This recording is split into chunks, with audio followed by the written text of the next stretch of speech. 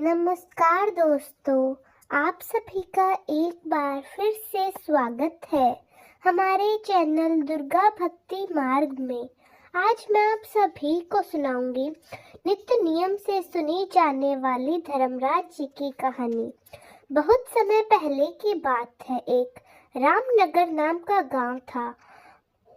वहां पर सुशीला नाम की एक औरत अपने परिवार के साथ रहती थी। वह मध्यम वर्ग की थी।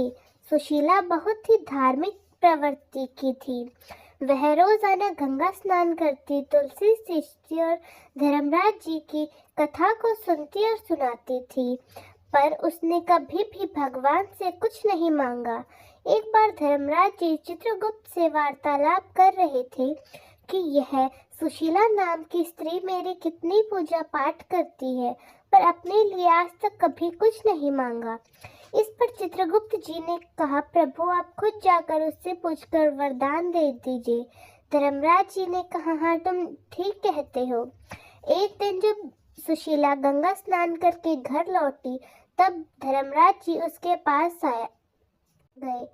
सुशीला ने धर्मराज जी को देखा तो वह दंडवत प्रभु को प्रणाम करती और धर्मराज जी ने कहा, सुशीला मैं तुम्हारी पूजा पाठ से प्रसन्न हूँ।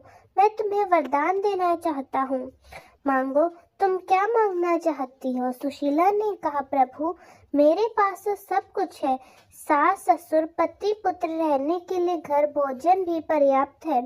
मुझे आपसे कुछ नहीं चाहिए। धर्मराज जी ने कहा, नहीं, मैं तुम्हें वरदान दिए बिना नहीं जाऊंगा। तुम्हें कुछ तो मांगना ही पड़ेगा। सुशीला ने कहा, प्रभु अगर आप मुझ पर प्रसन्न हैं तो आप मुझे वरदान दे दीजिए कि मृत्यु के बाद धरती लोक से यमलोक का सफर कैसा होता है मैं देख सकूं। धर्मराज जी ने कहा, ठीक है, लेकिन तुमने यह कैसा वरदान मांगा है? कोई भी जीवित मनुष्य यह घटना नहीं देख सकता, पर मैंने तुम्हें वचन दिया था, इसलिए मैं तुम्हें ऐसी शक्ति प्रदान करता हूँ। पर ध्यान रखना, इस बात की जानकारी किसी को भी ना हो। अगर तुमने किसी को भी धरती लोक से यमलोक का सफर वाली बात बताई तो वही तुम्हारी जिंदगी का अंतिम पल होगा। सुशीला ने कहा, ठीक है प्रभु। धर्मराज जी तथास्तु कहकर अंतर ध्यान हो गए। कुछ दिनों बाद उसी गांव में एक तेल नापने वाले तेली की मृत्यु हो गई। धर्मराज जी के वरदान के अनुसार सुशीला अपने घर से ही देख रही थी। उस तेली को यमदूत बड़ी पीड़ा दे रहे थे। कभी तेली कांटों में घसीटता हुआ जा रहा था तो कभी खौलते हुए तेल में उसे डुबा रहे थे। यमलोक जाते वक्त उसे बहुत पीड़ा दे रहे थे। उसे अनेक प्रकार की पीड़ाएं दी। सुशीला यह देख रही थी। तेली का दर्द उसे सहन नहीं हुआ और सुशीला फूट फूट कर रोने लगी। अब तो यह बात सारे गांव में फैल गई कि तेली के मरने के बाद सुशीला बहुत रो रही थी। लोग तरह तरह की बात कहने लगे कि लगता है तेली से चुपके चुपके तेल दे रहा था और बदले में उसे भी कुछ दे रही थी। इन दोनों में प्यार था, पर बात तो कुछ और ही थी। धीरे धीरे समय बीता। कुछ दिन बाद सुशीला की सास की मृत्यु हो गई। धर्मराज जी के वरदान के अनुसार सुशीला फिर से देख रही थी कि उसकी सास जा रही है। यमदूत सुशीला की सास को बड़े मान सम्मान से लेकर जा रहे थे। उनके कोई पैर दबा रहा था या कोई उन पर फूलों की बारिश कर रहा था। यह सब सुशीला देख रही थी। वह इतनी खुश हो गई कि उसे जोर जोर से हंसी छूट गई। यह सब देखकर गांव के लोग तो भड़क ही गए। सबने एक साथ कहा, या तो तुम्हारी पत्नी अपनी सास के मरने पर बहुत खुश है, इसलिए इतना जोर जोर से हंस रही है। यह सब देखकर सुशीला के पति को भी बहुत गुस्सा आ गया और वह बोली, बताओ तुम तो तेली के मरने पर क्यों रो रही थी और मेरी माँ के मरने पर क्यों हंस रही हो? तो सुशीला ने कहा, मैं आपको नहीं बता सकती। इतना सुनते ही सुशीला के पति को और गुस्सा आ गया और वह उसे मारने लगा और कहता, जब तक तुम नहीं बताओगे तब तक मैं तुम्हें मारता रहूंगा।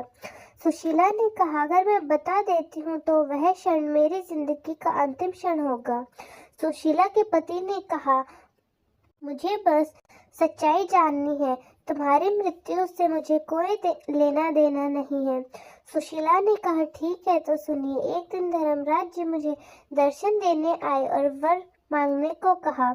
मैंने वरदान में मृत्यु के बाद धरती लोक से यमलोक तक जाने का सारा दृश्य देख सकूं, ऐसा वरदान मांगा। धर्मराज जी ने तो मुझे वरदान दे दिया, लेकिन उनका एक सवाल था कि अगर मैं अपने देखे हुए दृश्य को किसी भी व्यक्ति को बता दूं तो वह क्षण मेरी जिंदगी का अंतिम क्षण होगा। उसके कुछ दिनों बाद उस तेली की मृत्यु हो गई और उसे यमदूत नाना प्रकार के प्रहार से पीड़ा दे रहे थे। यह सब देखकर मुझे रोना आ गया। जब मेरी सास की मृत्यु हुई तो उन्हें यमदूत सब प्रकार के सुख दे रहे थे।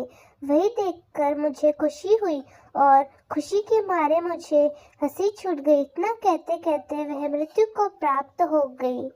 सुशीला के कर्म के अनुसार उसे यमदूत बड़े सम्मान के साथ स्वर्ग ले गए। उसे स्वर्ग का वास मिला। उधर उसका पति फूट फूट कर रो रहा था और कह रहा था, मेरे जिद से सुशीला को मुझसे दूर कर दिया। इतनी सती एवं पवित्र स्त्री पर मैंने शक किया। धर्मराज जी मुझे माफ कर दीजिए। अगर आप भगवान भक्त है तो धर्मराज जी की कहानी को नित्य नियम से जरूर सुनिए। तो दोस्तों, कैसी लगी आपको हमारी आज की कहानी? कमेंट्स में जरूर बताएं। धन्यवाद।